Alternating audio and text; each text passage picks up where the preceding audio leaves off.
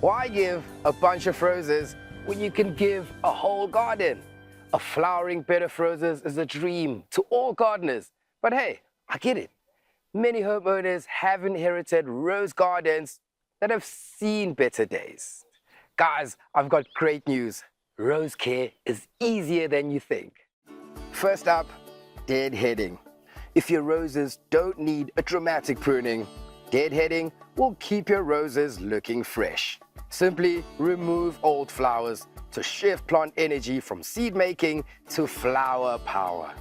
And grab those secateurs, channel your inner romantic and pick those roses, as this also helps encourage more blooming.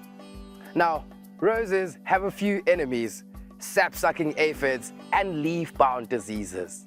So be a rose detective, inspect and hunt those aphids and diseases down, and spray them with a contact insecticide and systemic fungicide. And finally, treat your roses like VIPs. Add a regular feed in the growing and flowering season with a specially developed granular fertilizer. This will keep your roses flourishing. And that's all there is to it. Easy care to bring the romance back into your rose garden.